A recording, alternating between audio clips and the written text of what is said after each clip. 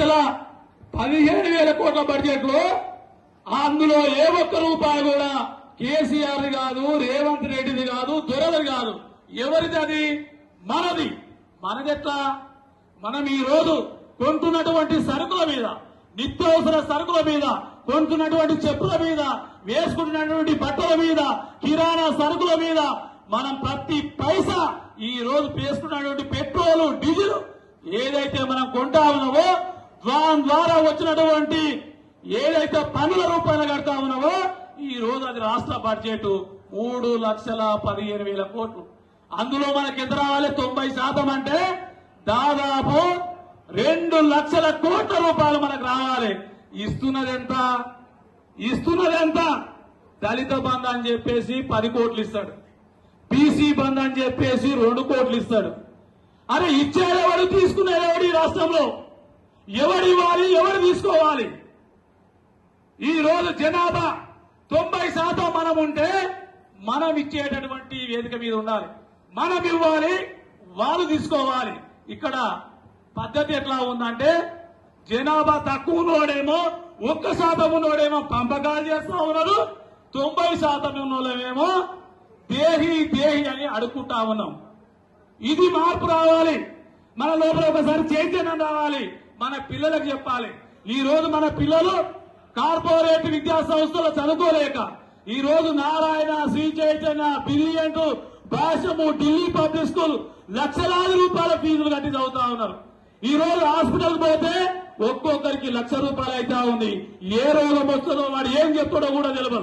అలాంటి పరిస్థితుల్లో మనల్ని పీడించుకుంటున్నటువంటి ఈ రాష్ట్ర ప్రభుత్వం ఈ రోజు మనం ఈ వేదిక ఎందుకు పెట్టుకున్నా ఉన్నాం?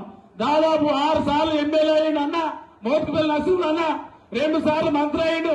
మరి ఈ రోజు ఆయన నిజంగా ఇంట్లో కూర్చొని హాయిగా రెస్ట్ తీసుకోవచ్చు. కానీ ఈ రోజు ఎందుకు వచ్చాడు జనంలోకి? అరే 70 సంవత్సరాలు అయిపోయింది. ఈ రాష్ట్రంలో ఇంకా బడుగు బలహీన వర్గాలు, నా మాదిగలు ఈ రోజు అసెంబ్లీలోకి వెళ్ళలేకపోతా ఉన్నారు, పార్లమెంట్ లోకి వెళ్ళలేకపోతా ఉన్నారు, ఉద్యోగాలు చేయలేకపోతా ఉన్నారు, మంచి విద్య చేయలేకపోతా ఉన్నారు. నా తల్లుల మీద 1 తులం బంగారం కూడా లేదని ఈ రోజు వచ్చినటువంటి అక్క చెల్లెలను చూస్తే 1 తులం బంగారం కూడా లేదు ఒంటి మీద. కానీ మన పాలకుల దగ్గర ఎంత ఉందో తెలుసా? కన్నుల కొద్ది బంగారం ఉంది. మీరు ఈ రోజు చూస్తా ఉన్నారు. ఏ ఒక్క నాయకుని పట్టుకున్నా ఈ రాష్ట్రంలో 500 కోట్లు, 200 కోట్లు, 100 కోట్లకు తక్కువ ఎవరు కూడా దొరకట్లేదు. ఈ రోజు ఇంత అవినీతి ఈ రాష్ట్రంలో జరుగుతా ఉంటే బడుగు బలహీన వర్గాల ప్రజలకు బడ్జెట్ ఏ విధంగా వస్తుంది? విద్యకి ఏ విధంగా బడ్జెట్ ఉంటుంది?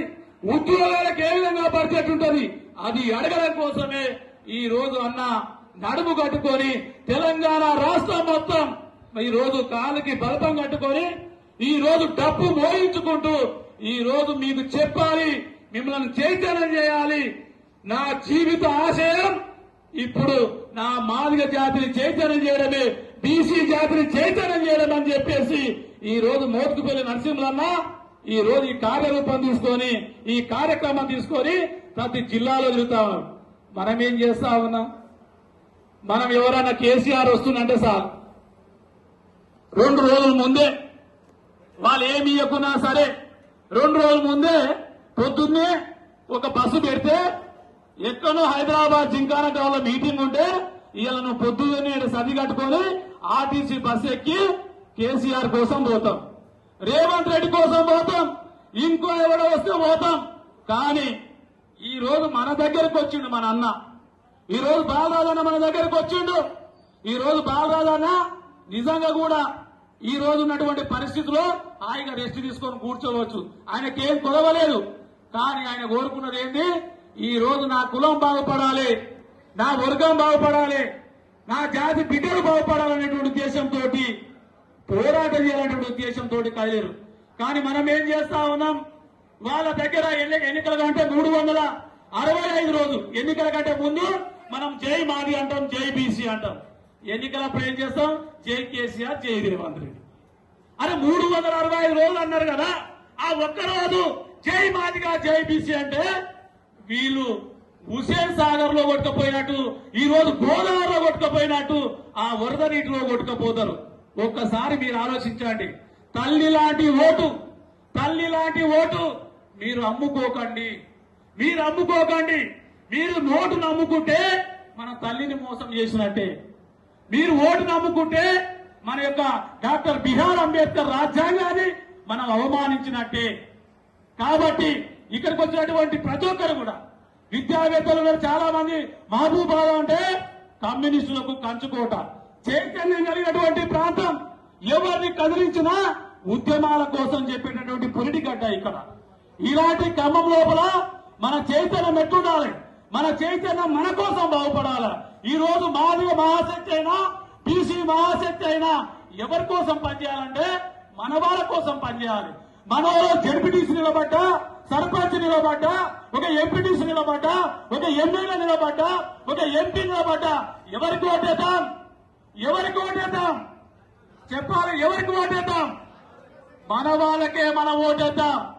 ఇది నిజంగా మీరు అందరూ ఈ రోజు నుంచి మేము మారుతున్నాం. మాతో పాటు ఇంటి దగ్గర ఉన్నటువంటి వాళ్ళకు కూడా చెప్తామని చెప్పేసి ఒకసారి చేతులు పైకెత్తి ఖచ్చితంగా మాదిగల ఓటు మాదిగలకే, బీసీల ఓటు బీసీలకే, మాదిగల ఓటు బీసీల ఓటు. కాబట్టి ఈ విధానంతో బయటికి వెళ్ళాలి. మీరు ఎన్నికల ముందు వస్తారు, 100 కోట్లు ఖర్చు పెడతారు, తీసుకోండి. అవి మన పైసలే, మనలో ముంచి సంపాదించినటువంటి పైసలే. 100 కోట్లు కాబట్టి 200 కోట్లు పెట్టి తీసుకోండి. ఓటు మాత్రము మన బీసీకి, మన మాదికు ఓటేయండి. డబ్బులు తీసుకున్నాం, ఆత్మగౌరవం. అయ్యో ఆయన రుణములో మనం, ఈ రుణం బాపతి అని మనకు అసలు ఎవడి రుణములో ఎవడున్నాడు? మీరందరూ అనుకుంటారు అయ్యో ఆయన వచ్చిండు 2,000 రూపాయలు ఇచ్చిండు, ఆయన రుణములో మనం ఎట్లా పడతాం? పడ్డది మన రుణం, వాళ్ళ రుణంలో బలపడలే. ఈ 80 సంవత్సరాలుగా మన రుణంలో వాళ్ళున్నారు, మన శక్తిని మొత్తం వాళ్ళున్నారు, మన బడ్జెట్ మొత్తం వాళ్ళున్నారు. కాబట్టి మనమందరం కూడా ఓటు చైతన్యంతో ముందుకెళ్లాలి. అదేవిధంగా ఈ రోజు చట్టసభలో బీసీలకు 50% రిజర్వేషన్ రావాలి. కేంద్రంలో బీసీలకు ప్రత్యేకమైనటువంటి మంత్రిత్వ శాఖ రావాలి. ఇవాళ జాతీయ జనగణన జరుగుతా ఉంది. జాతీయ జనగణనలో బీసీలను కులాల వారిగా లెక్కించాలి.